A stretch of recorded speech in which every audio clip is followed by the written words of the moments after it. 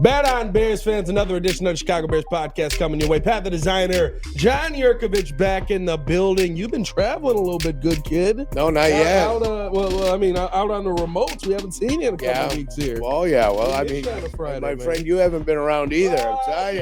Every now and then. Little bit busy yourself. Let's not pretend. It's always fun Oh, when we yeah. can link up, though. I thought we were going to do this thing on Tuesday at some point. I thought there was a Tuesday they told switch me coming. I'm here every day. Tuesday switch doesn't look like it's coming. I am here every day. Well, it didn't happen during the season, so. Anyway, I have to talk to you. We've got the great defensive mind in here of John Jurkovic, and I've got some serious questions about this Bears defense heading into next season. And I want to give you credit on something that you said at the very beginning of this Ryan Poles rebuild. Hit that like button, subscribe to the page, leave a 5-star review. Y'all know what to do. I want to give you credit, Yerk, because you called this the second you saw how Ryan Poles was building it. You said he's doing this backwards. You got your linebackers, you got your DBs. And if you do not get pressure up front, they are going to be fighting for their lives. It seems like over a collection of a couple of seasons outside of 6 games last year, that has played out exactly as you predicted. What I said too about that was it's not impossible to do it that way. I said, but it's difficult. Yes. It's difficult when you build from the receiver room to the center. That's not the way you usually do it, because you got to provide that protection for the quarterback. And the quarterback's young. The quarterbacks can have a slew of excuses. He says he's responsible for a lot of the sacks. Watch Joe Burrow play. Yeah. And tell me that Joe Burrow isn't under duress on every single time. Every single time he drops back, that back foot hits, that ball's got to be gone. If it's not gone, he's in trouble. You look around the NFL, that happens in a lot of places. You've got to be able to get rid of the ball. Now, I'll offer up even that offensive scheme might have been somewhat of an issue for him, that you can't throw the ball where it's impossible to throw it. You throw guys open in this league. When guys are covered, you still throw the ball. Receivers are expected to be able to make the catch. I do believe this year the NFL, for some crazy reason, decided they wanted to clamp down on the passing game. Yes. That they've decided to let interference and defensive holding take place and not make calls. Only on the most egregious plays they want to make calls. Teams like Detroit, they're mugging receivers all over the place, and somebody's saying, whoa, that's good coverage. It's not good coverage. It's interference. It's defensive holding. Why aren't you making the calls? So they've allowed the defensive backs to become a little bit more brazen. They've allowed them to become a little bit more aggressive. And because of that, I think that's why some of your offensive numbers around the league are down. Now, it doesn't hurt the very talented teams. The very talented teams are going to find a way to overcome. What it hurts are your average teams. And your average teams don't have a chance to become more of an upper echelon team because they can't overcome that. Yeah. So that's what it does. But getting back to our point that we've started this whole thing with, it is difficult to build a team backwards. It's certainly more difficult than if you build the line. I mean, look at Detroit and the way they did it. And they were sitting there and they were patient and they knew they were going to struggle a little bit. But they knew eventually if they built through the offensive line and the defensive lines, that they were going to be able to. Then they had the arrogance, and I call it arrogance, but at least it's an arrogance where you draft a running back, Jahmyr Gibbs, and you draft the kid out of Iowa, the linebacker. I think it's number 49. But he plays back there as a linebacker. So because they had built their lines, you can be a little more arrogant. And you can go, okay, I'm going to draft the running back for no apparent reason. Yeah. Even though they've already showed you they don't really value a running back. They got rid of James Williams, who had 14 touchdowns. David Montgomery at some point, because he's making $5 million a year, he's a good running back because he's only making $5 million a year. Yeah. At some point, Jahmyr Gibbs is going to want to get paid, and Detroit's not going to want to pay Jahmyr Gibbs because he's a running back. Swift, right? Way. Yeah. Thank you. DeAndre Swift was the other running back. They get rid of DeAndre. They brought in James. Jamal Williams. They brought in Jamal Williams. Yes. They let him go. And they said, who cares? Why? Because we got an offensive line. We can put people behind, and they're going to have fun. Wait till Jahmyr Gibbs gets to where he's got to get paid, and look at the way they're going to treat Jahmyr Gibbs. Yeah. Why? Because you build from your lines. You pay your lines. Once they had to pay Peanut Sewell, they paid him. Once they got to pay Ragnow, they're going to pay Ragnow. Yeah. they're going to pay their people because they know it's prudent to pay their people up front. Then when you get in the 7th, 8th year of an offensive lineman, now you got to start rebuilding. At that point, you've got to start drafting young offensive linemen because you can't pay every offensive lineman $20 million.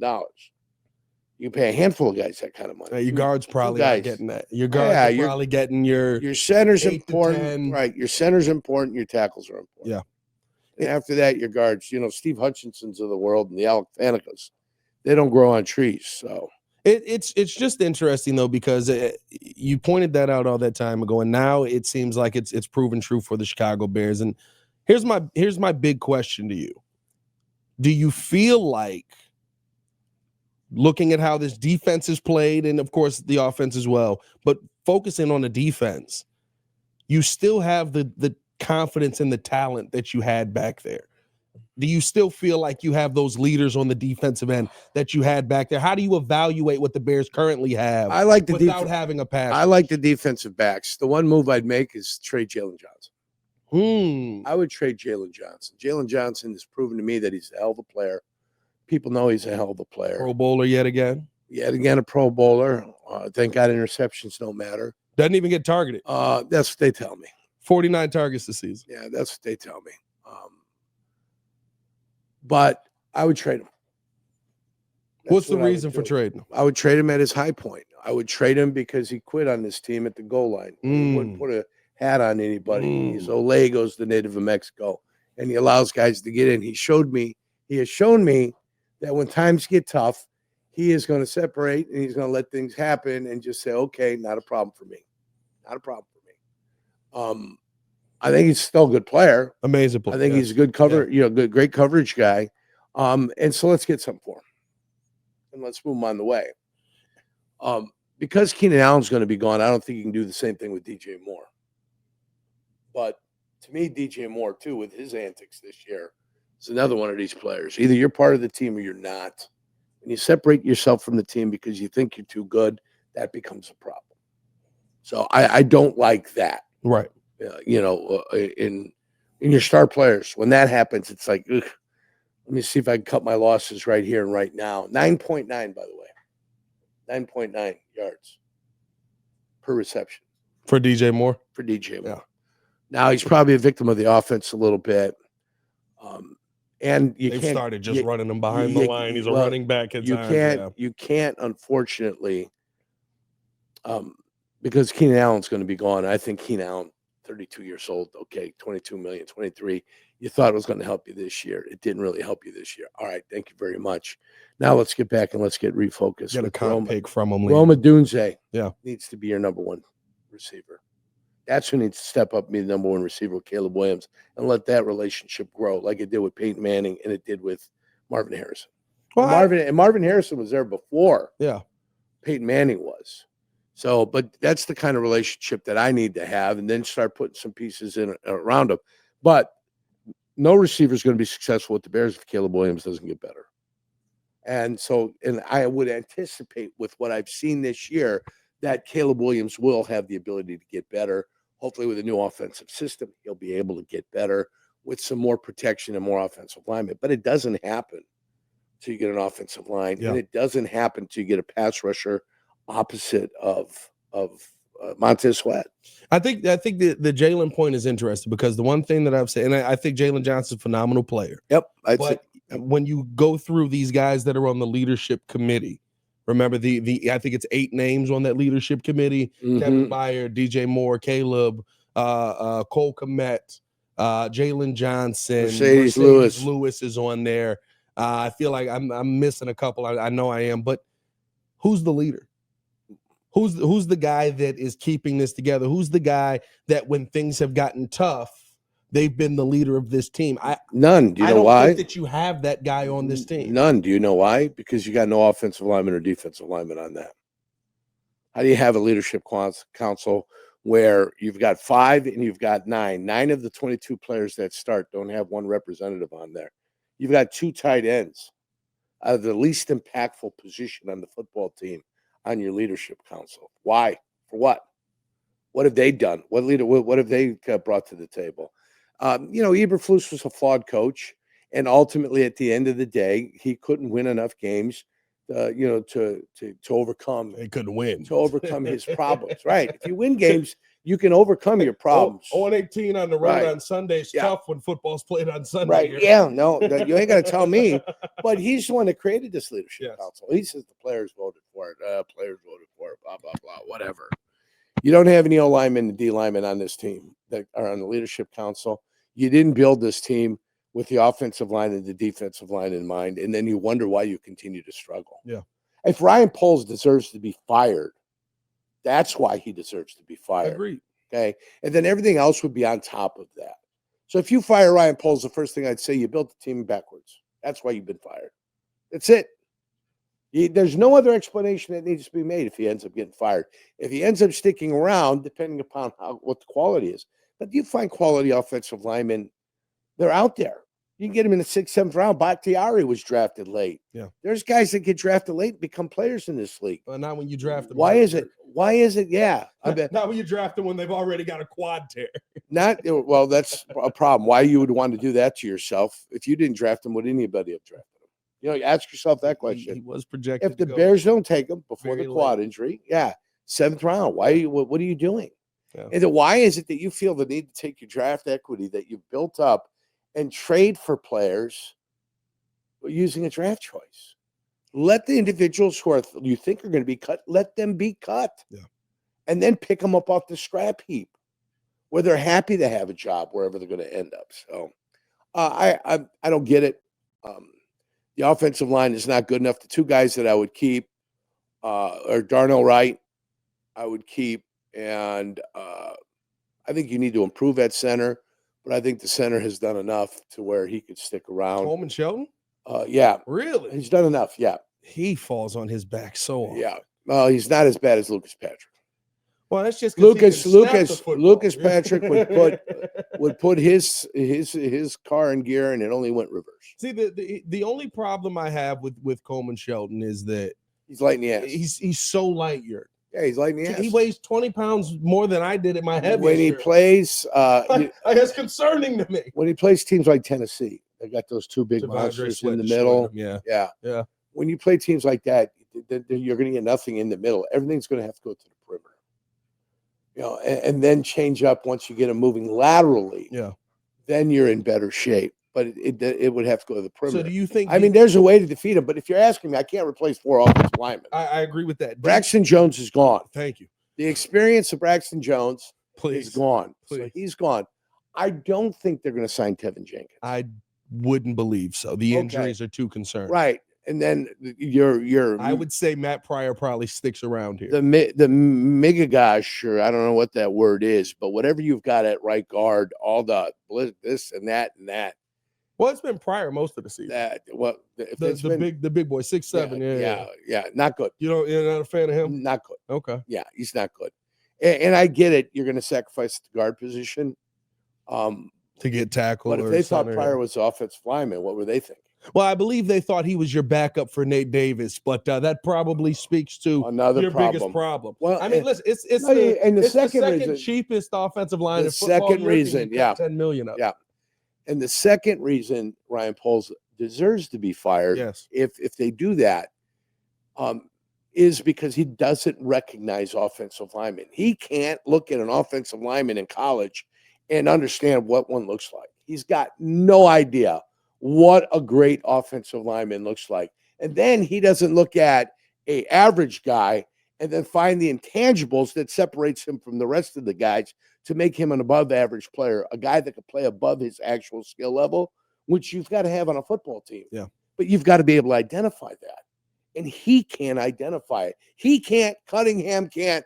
The rest of the guys that got as the regional scouts around the country, for one reason or another, they can't do it. They're not doing it.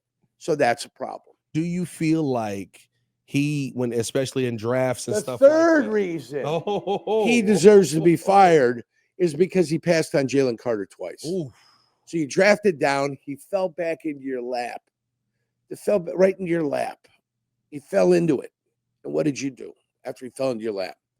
You said you got cute. And they video. You see the video. Oh, look at us. We're going to trade him to Philadelphia. They're moving up to 9. and we're going to get a 4th rounder. Why? For what? Why not take the best player? We're afraid of them.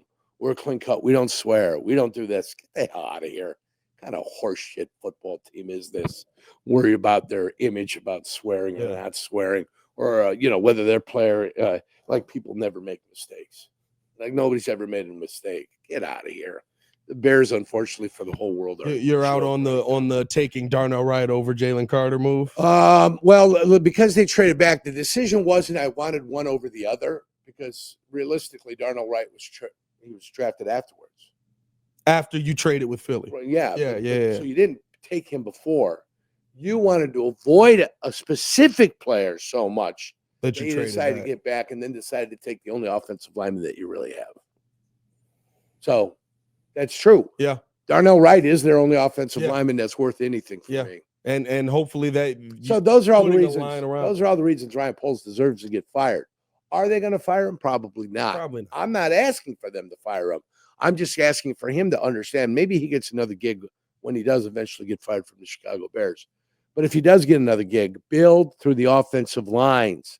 Kansas City does it the way Kansas City does it, and it's unique to what Kansas City does because they hit a grand salami. They hit an 8-run shot when they got Patrick Mahomes. That's why they can do it. And you also that's why they can do it. That doesn't mean that's the template. That's the outlier. Well, and the biggest difference, Jurko, is you put Pat Mahomes behind a line that was already built for Alex Smith. So it was an offensive line that was established. Right. He learned how to play the quarterback position, and then as guys started to fall off and get older, you went, okay, we got to replace them. Right, but we got to piecemeal it. He's had 7 different left tackles. Yeah. I mean, let's just roll them in. Whoever we got, let's get somebody out there. And the right tackle is the guy that lines up in the backfield all the time and moves before everybody else moves, and they never call it. Never call it. Because we're Kansas City, and that's the way we like to do it. So, but you can't do it that way in Chicago because you don't have the quarterback yet. And that's I keep saying yet because more improvement still needs to happen. I think Caleb Williams said it this week that he needs to improve. Hopefully the new offensive coach that becomes the head coach that comes in will be able to simplify things, make life a whole lot easier. We all know how it is. You put a defensive back in a conflict of assignment, and he's got to make a decision. And when he waffles, you go to the place he's not at. That's it. That's how you run offenses. It's not complicated. Do you feel like an offensive coach coming in, whoever that may be, improves some of the line play? Because you like Coleman Shelton. No. I think Coleman Shelton has struggled mightily this season. No. You need better players on that offensive line. You need better players, As they say, you can't make chicken salad out of chicken. Can't do it. So you got to have the proper guys up there to be able to get things done. They need a left tackle. Badly. They need a left tackle. I love Will Campbell. Listen, there's veteran. Will Campbell. For one reason or another, there's veteran offensive linemen that are available. I mean, I remember when the Bears got the kid out of Buffalo that was a veteran guy that was a Pro Bowler, Reuben Brown. Reuben Brown came in here, was a stud. Blake Brockmeyer came in here, was a stud. John Tate came in here, and for 4 years was a stud at the position. Same thing with Brockmeyer. You got guys that are around that are studs but get too expensive, and then you bring them in here for a little bit of a discount, then you play them, and they can still be studs in their final years of their thing. For one reason or another, Bears can't. Well, find listen, that's the Bears can't find them. That's my biggest beef with Ryan Poles. It's not the fact that you missed on offensive linemen. Not to say that he hasn't missed, but I think guys miss, right? Joe Burrow and the Bengals down there, they're trying to fix it. They're trying mightily. They're taking and signing offensive linemen every year. These guys suck. They can't identify it, right? Mm-hmm. Ryan Poles ignored it. Right. You didn't draft it this year in the draft when you had an opportunity to. I've said when we were doing this show, I'd package the 4th, the 5th, and a future second. I'd trade up in the second round, go get Jackson Powers Johnson. He looks like he could play football over there in Oakland or in Vegas right now. You could have signed Tyler Biadasz in the offseason. A little bit long in the tooth. Can he still play football? You're dang right he can. He's got Jaden Daniels looking pretty good. It's not a fact for me with Ryan Poles and firing him of you missed on guys. You brought guys in and they didn't pan out. You were so afraid to go sign guys to big money because they were a little older, or you were afraid to go out there and draft guys because you had this belief that you could just develop the world out of a guy in Coleman Shelton who's been in the league, 7 years at this point? Well, you know what he is. You know what he is. You know what he is. He's 6'4", 299. Yep. He's getting moved. Yep. Braxton Jones, we knew what he was. He was getting pushed into Justin Fields' lap the same way he's getting pushed into Caleb Williams. When you drafted him, you didn't know what he was. He's a big body, a big player, but you were hoping you'd be able to develop him into something. Ryan Poles turned Braxton Jones into a miss. If we're in year 2 and Braxton Jones kind of becomes our backup, we're like, all right, listen, you got the most out of him for a couple of seasons. It worked out for you. You did all right. We replaced you. You kept going. No, he's got the answer. He's going to fix the fact that he's getting bull rushed back 6 yards into the backfield every time. He hasn't fixed it. He told the world it was his problem and then had no answer for it. Yeah.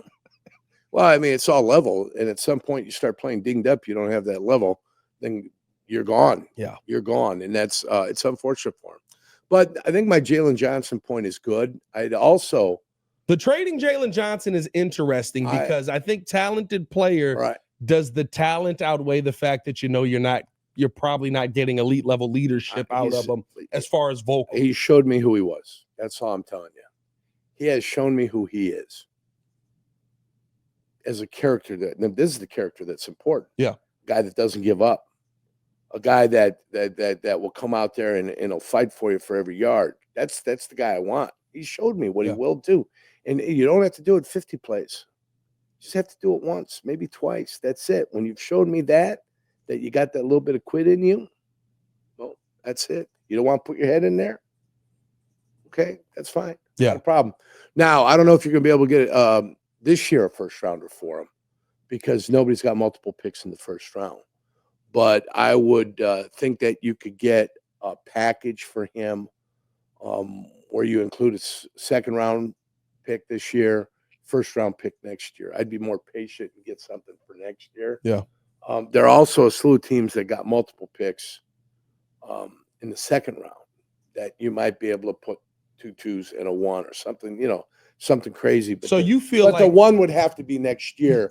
I don't think anybody's going to be one to trade a 1 this year. You feel like new iteration, whoever this coach coming in is, needs to rebuild this defense then? I like the secondary. I think you're deep enough at the secondary where Jaylon Johnson you can move Jaylon Johnson at his top level. And get them at his top level. Yeah. And still be okay at the corner. A guy I like, got a little bit of dog in him, undisciplined. Caused some problems for the Bears. Stevenson. Right. But the whole team proved how fragile they were. Yeah. The whole team proved how fragile they were. 100%.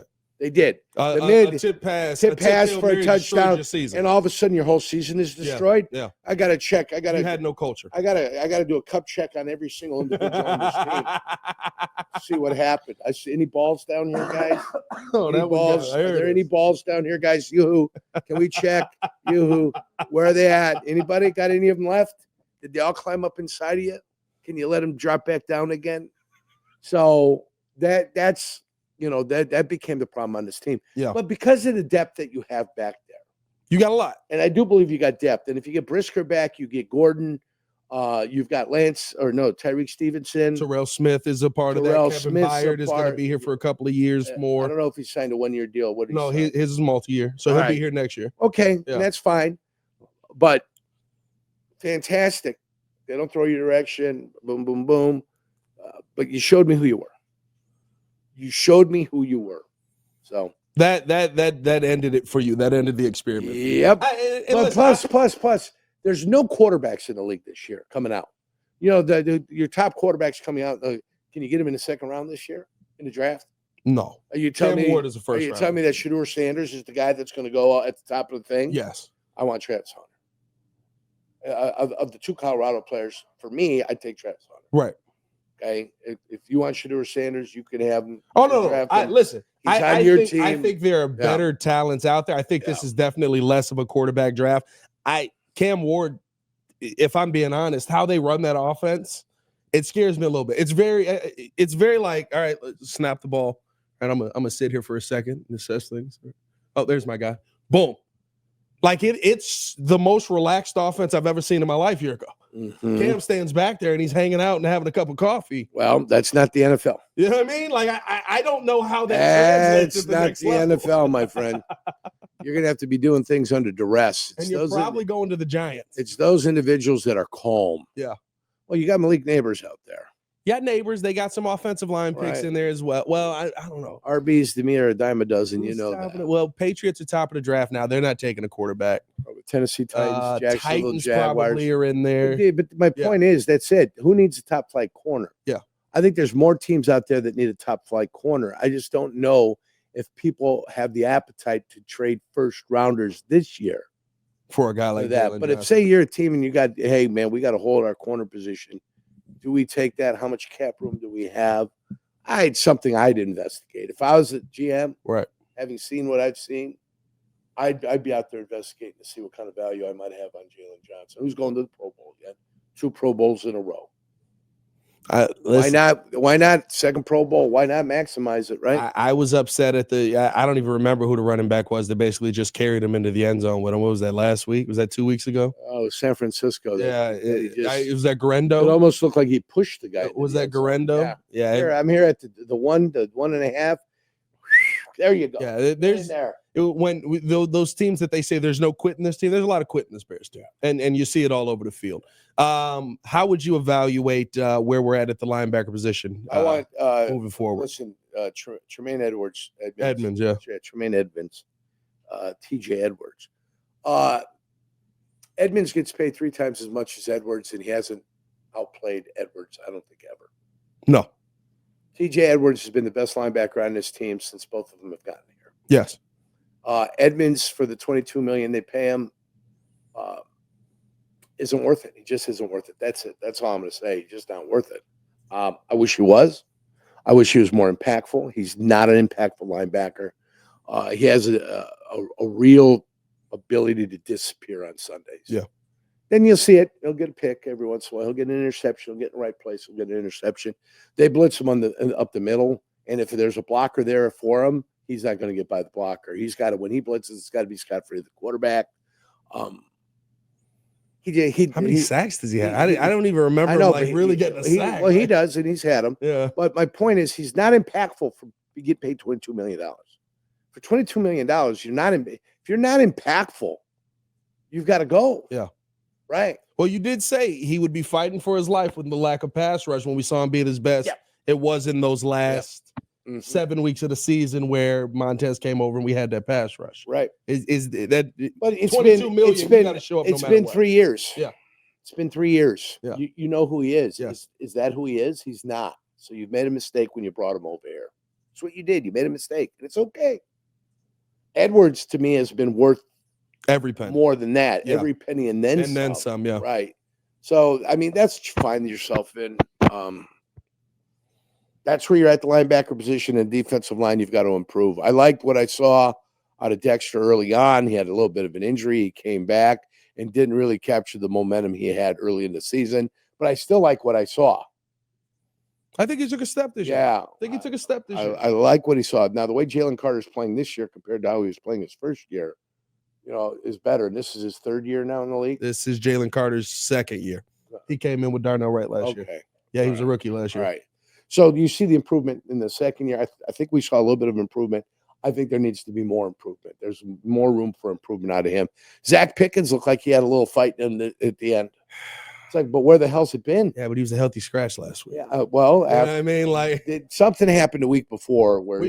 I think he got he got in the backfield, got a sack, something. Well, I remember that, but something silly happened also during the game, and that's might have gave him a healthy scratch detonation. Oh, you saying something happened? Billings comes back, but they were running the ball on Billings in this team anyway. I don't know what happened. Whether they changed philosophy, they changed the way they were doing on the defense. Complete fall off defense. Yeah, a fall off on the defense. On the run, line. from the running, yeah. For a complete fall off, this team is 12th in points given up. Yeah. 12th in the league for a complete fall off. Now, Carmen's got all the statistics over there that he likes to talk about. Average gain per play, that type of number. They are in the back. They're in the back. Oh, you want me to give you those numbers? But they play some of the best offenses twice. They play Detroit, they play Green Bay, and they play Minnesota, who are 3 of the best offenses, period. Agreed. So, and this is, I'll say this. I often, you talk about Jaylon Johnson, we talk about leadership. Since Jaquan Brisker went out, yeah. And I wonder what kind of leader he is in that room. These are the Bears' numbers. I don't know if this is coincidence or not. 32nd in total yards, QBR allowed, 32nd in yards after the catch allowed per reception, 32nd in yards per completion allowed, 34th first in QB time to throw from the pocket per pass, 31st in first downs allowed per pass attempt, 31st in yards per drive, 31st in drives that result in points, 30th in pass rush win rate. Now, Andrew Billings also went out at a similar time. He was elite this season at winning it in his one-on-ones in pass rush. But, I mean, it almost seems like the defense fell off. Of course, the Tyreek Stevenson tip, we see it go downhill from there. But I do wonder how important Jaquan Brisker is to this defense. He's one of my guys that's coming back. Yeah. Hopefully he can. If he gets another concussion, he'll be done in the league. I was going to say, can you pay him knowing well, it doesn't matter. I mean, you can pay him. But you got to be careful with your guaranteed money because you know what possibly could happen. So, if he's going to get paid, guess what? Everybody in the world knows he had a concussion. He missed the whole year. The whole world knows that. Yeah. So if he hit the free agency market, what do you think is going to happen there, even though he's a good player? Well, I know what's going to happen. Everybody's going to look at it with caution. Get a 1-year deal somewhere, maybe. Same way it was. I came out in the draft. I had an ACL. Tony Siragusa came out in the draft. He had an ACL. Neither one of us got drafted. It's the way it is. They put a red flag on you, and they say, well, we're not going to draft you. We might bring you in as a free agent. Both of us got a chance in free agency. Ended up playing 10 years. He played 10-plus years in the league. That's just the way it works. When you have a concussion, other teams are going to be more tentative on picking you up via the free agency because you play 3 games, you get a concussion, now your career is over. Yeah. And the thing is, the more of them you get, it seems like it's longer and longer, the recovery time. Well, yeah. I mean, this is the first one he got. How long was it? No, this was this is his 4th concussion in 3 years. So did he miss any time in the years previous? Missed a couple of games here and there. Nothing this lengthy. This has been the longest one of the entire stretch. And this is the one that he didn't cause. Well, like I said, tight end lowers the head on him. He's tackling the right way, but Brisker, helmet to helmet. Gordon, Stevenson, Terrell Smith, them other guys, I feel good. But all those guys get better if you get somebody opposite. Yeah. So if I'm going to tell you I could replace Jaylon Johnson with a guy that could come off the corner and get to the quarterback. Yeah. Ooh. Yeah. I'm all in. I love JJ. I'm all in. But then you get the cap room too. You remember how it works. See what the pass rush has done. Remember cap rush. Who was the guy who was our all pro before? Got all the picks in 18. Fuller. Kyle Fuller. You saw what he turned into a god when you had Mack and Quinn and all of these guys hitting the quarterback every other play. Sure. If he could have held on to an interception, he'd have had.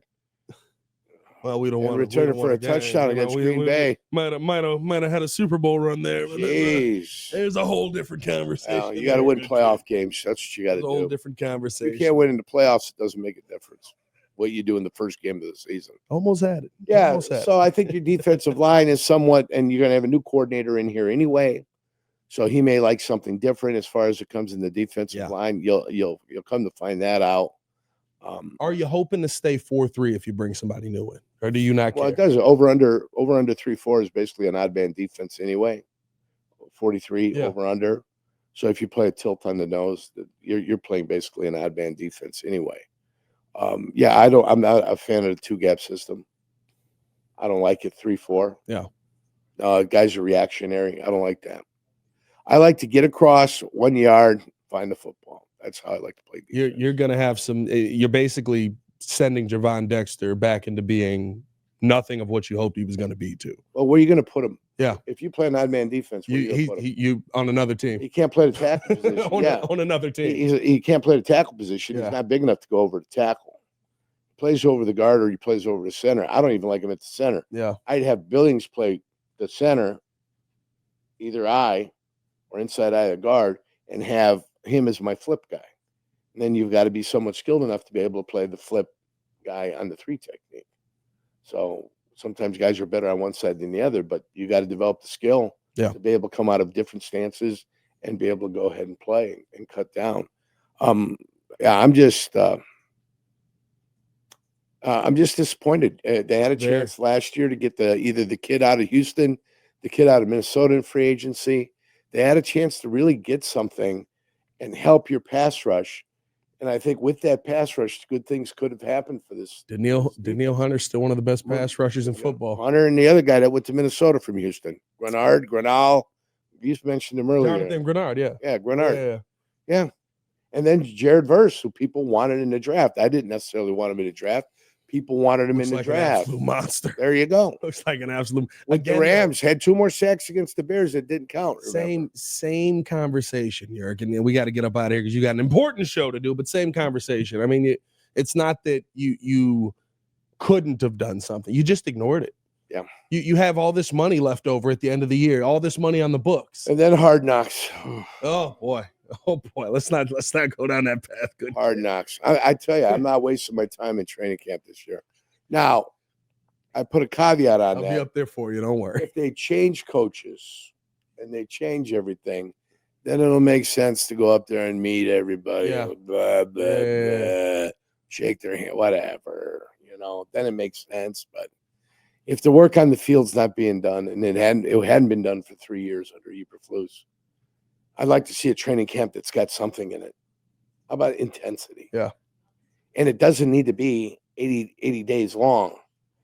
You can have a tight window where you can get your work in and get guys done. Everybody loses their legs. They get their legs back. They get that soreness in them, and you're ready for the football season. That Hall of Fame game didn't help them. First of all, they didn't use it for anything. They didn't do anything with it. It was a waste of time, a waste of a week, it was a waste of 10 days. Would they play their thirds? That's when I got scared with Zach Pickens. I'd make that game right there is where I got scared with Zach 3 games, right? I'd make it tight. I'd report 2 weeks before. Gives me enough time to prep, to go into it. That's it. It'd be interesting to see what they do with a new coach in the building. There's going to be some new voices, some new fire. Maybe Pete Carroll, maybe 73-year-old Pete Carroll comes in there shirtless, Jurk, and we're shaking his hand on. I'm not looking forward to that. You're not looking forward to it. Of the names, who's the one that's got you excited a little bit? Is there a coaching name that's got you a little any offensive coordinator out there that has taken Baker Mayfield and done something with, that has taken Liam Cohen action. Yeah, Liam Cohen action. Kid Ben Johnson up there. Any offensive coordinator that has done something, like a Joe Brady, Todd Monken, Joe Brady, even McCarthy. I don't mind. I don't mind McCarthy. I'm gonna tell you this, and I said this yesterday. He's quarterback whisperer. Bears fans who are turning their nose up at Mike McCarthy. Yeah. He wins 12 games a year. Yeah. He doesn't win in the playoffs. I get it. He's winning with Cooper Rush at quarterback. Can we get to the playoffs though? If we get to the playoffs every year and we start losing, then we can start complaining about not winning in the playoffs. He's winning with Cooper Rush. Look at that team and what they've done. Do you know fight? But do you see them? They're upset every fucking day when they don't make a play. Yeah. Every game, they're upset. Yes. They're upset. I got number 1 over there sitting there. They don't play the Pro Bowl in Hawaii anymore. But, man, I'm sure he was booking his flight. Yeah. What a waste of time. If you're a Pro Bowler now, it's not even a gift anymore. Give me my bonuses. I got an ingrown toenail. I can't play. Why would I go? Taking a trip to Florida? For what? From what I've heard from the Hawaii Pro Bowlers, it was more expensive than it was fun. Interesting. Because they've got flown out there. Yeah, but a hotel was taking out. They don't fly the family out. Well, I mean, if you're single, it's not a problem. If you're single, I mean, theoretically, you're still business, right? Still a business trip. It's not a vacation. Yeah. Leave them at home. Take them to Florida. Take the family to Florida. Yeah. What happens here in Miami? You go to a Pro Bowl. It's in Florida. You drive. I'm a Miami Dolphin. You drive. Yeah. I mean, you get Tampa, Jacksonville. Oh, great. This sucks. Right? What's their reaction? This sucks. It's got to be bad. I was never a Pro Bowl. Never had that problem. I never had that. A little judgment from outside the club here. I never had that from outside of the club. Didn't have a problem. Sorry. All right, let's go. For the good kid, John Jurkovich, it's your boy Pat, the designer, back at it again. Y'all stay safe out there, Chicago. Bed down, one love. Let us know your thoughts. What are your thoughts on the trade Jaylon Johnson talk? That's an interesting angle to take. Y'all let us know in the comments below. I'm an expert. Yeah, he is an expert. That's what they say. That's what I say.